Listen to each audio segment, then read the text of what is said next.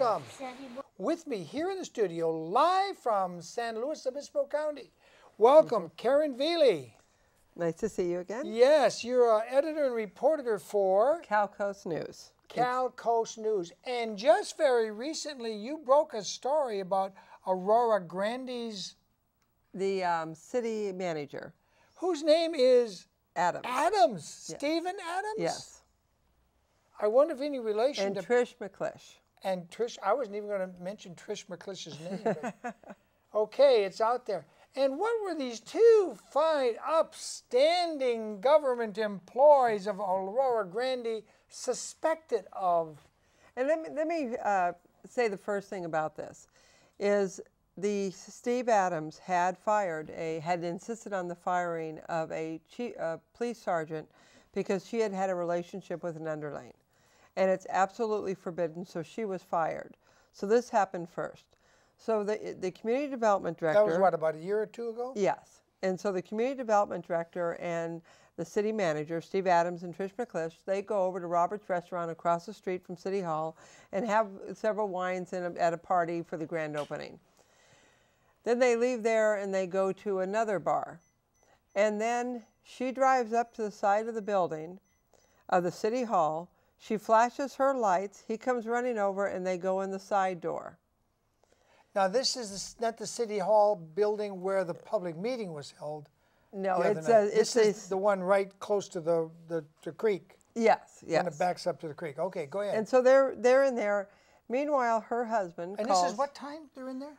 They're in there probably around 10 o'clock, a little bit before 10. 10 p.m., not 10 in the morning. No, 10 p.m. 10 p.m. on July 3rd? On July 3rd. Getting ready for the 4th of July Big Bang. Yes, yes. So the two of them are over at the city, and the husband, she says that she had called him at 10 and said, I'm on my way home. It's now after 11, and he's concerned. He said she has a heart condition. I think she had a pacemaker put in, and he's worried something has happened to her. So they dispatched the policemen. They sent it over to the police department. And oddly enough, they send one car to Ralph and Dwayne's, the local watering hole. It's kind of a dive. And they send the other car to City Hall to see if she's in there. Well, they get there and they see her car over there on the side. They see her phone in there, and they see her purse in there. And they begin to think maybe something did happen to her, and the lights appear off.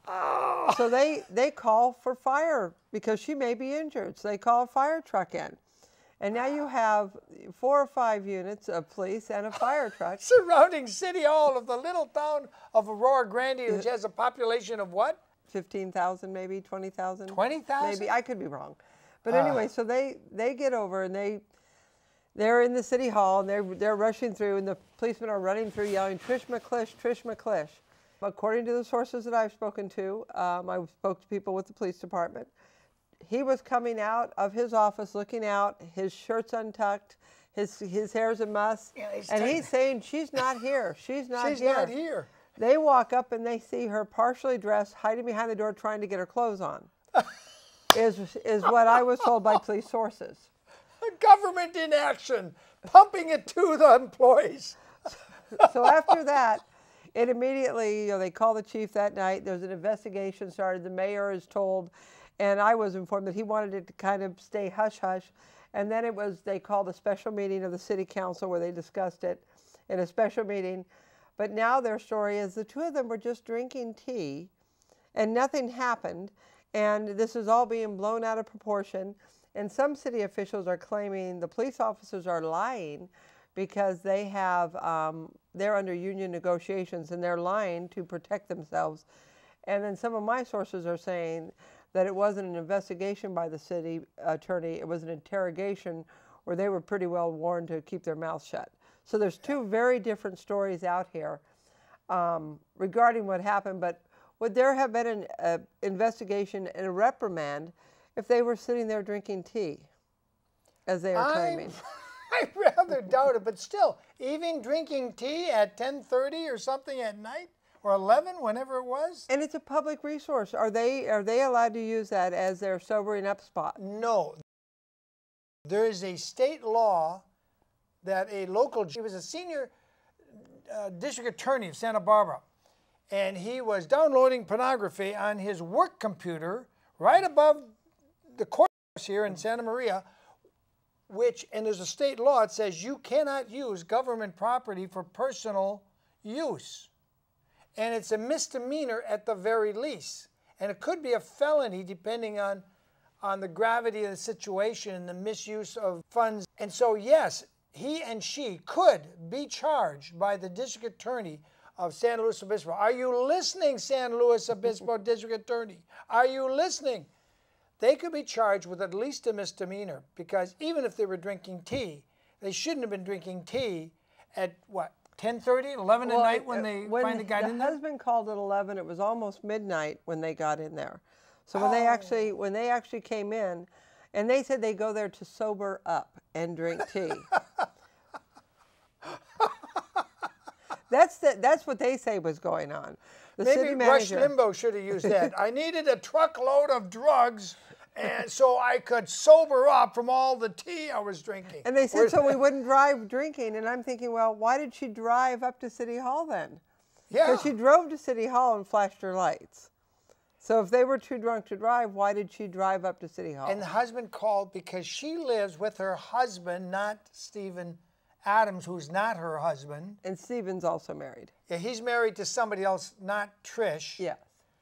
And she and her husband live in Morro Bay in San Luis Obispo County, which is about 50-minute drive north from AG, right? 45, 50 minutes? Oh, I would say. No, it's about 45 minutes. Now, according to the article I read, I think you wrote, she had called her husband and said, my cell phone is dying, but I'm on my way home now. And that's according to the incident paperwork from the police department, that she said her phone was dying. She was on her way. It's probably actually about 30 minutes from Arroyo Grande there. Okay. So he waits 50 minutes, and he calls because he's worried because she's got a heart issue. Yes. I wonder what her heart issue is now. Some say that the husband knew and was trying to have them caught. I do not know. Some say, but will those voices come on camera and speak to us?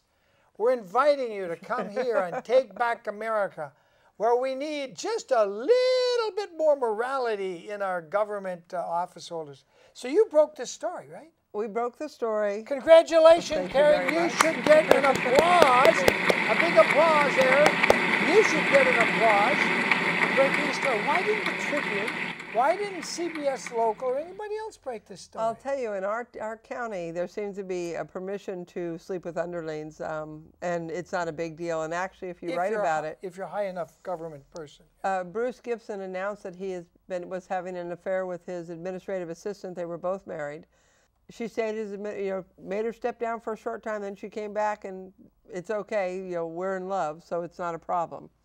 Oh, so if you're in love, adultery's okay if you're in love. I'm so glad somebody clarified this. Hey, Tim Ness, look what you have started. We had a city manager in Santa Maria, I don't know, 10 years ago. Yeah. And Tim Ness, I call him the Ness monster of City Hall, the Loch Ness monster of City Hall, Tim Ness. Did I say that name enough, Tim Ness? He was outed in a city council meeting, and the way it came about, it again had something to do with the police. The city had forced our popular chief of police, who's now dead, I believe, to do something in negotiating with his underling police staff, which was contrary to state law. They were not allowed to use the chief to do this because he's got to work with them later. Anyway, Mayor Larry Lavaganino, if I mispronounced that, I'm so happy. He forced this chief to do it. And the end result was the chief was going to get, and did get laid off or fired, whatever.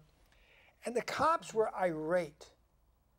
And somehow, some cop knew that Tim Ness, who was our city manager in Santa Maria, was doing the wild thing with a certain guy's wife. And the guy happened to work on an oil rig 2 weeks on, 2 weeks off the coast here. So his wife would be alone for 2 weeks. So Tim Ness had clear shooting there with no interference. But it got to this daddy's gonads when his children started calling Tim Ness daddy.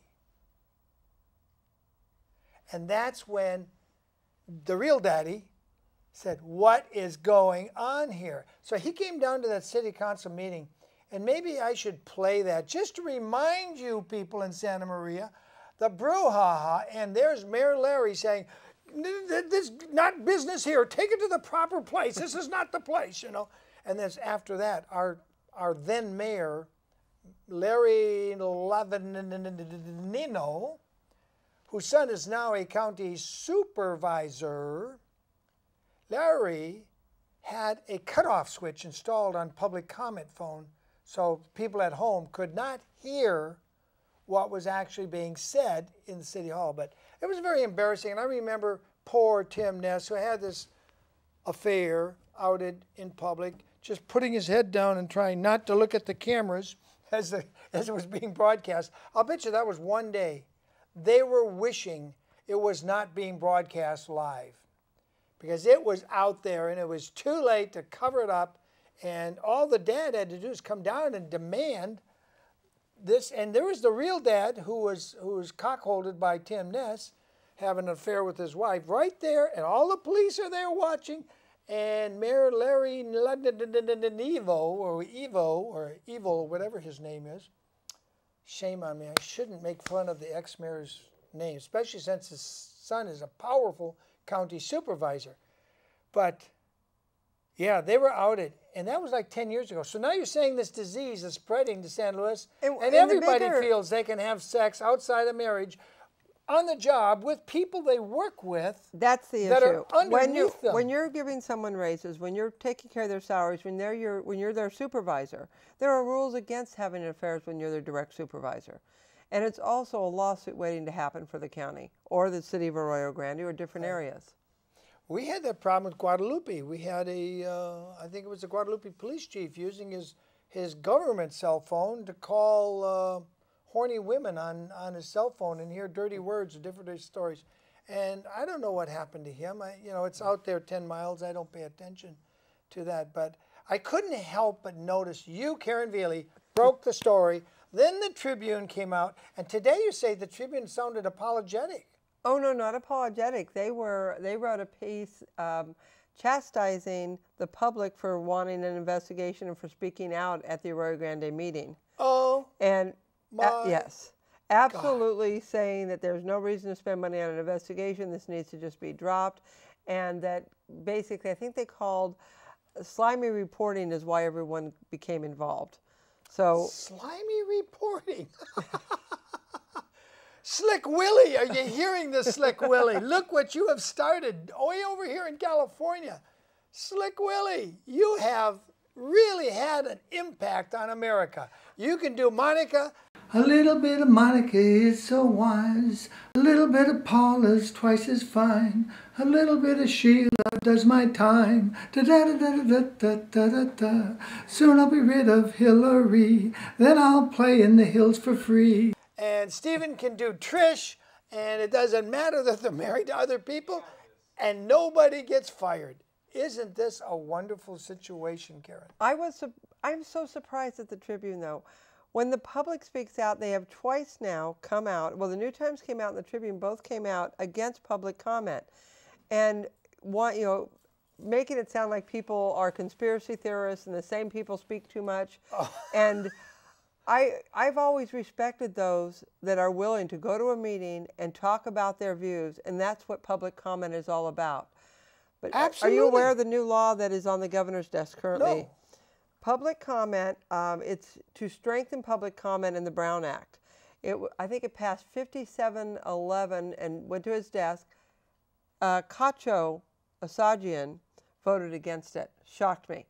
But what it does, no longer can they make you fill out a slip, because the Board of Supervisors in San Luis Obispo, sometimes he'll say, we're only going to have the people that filled out their slips allowed to talk. No longer allowed to say that.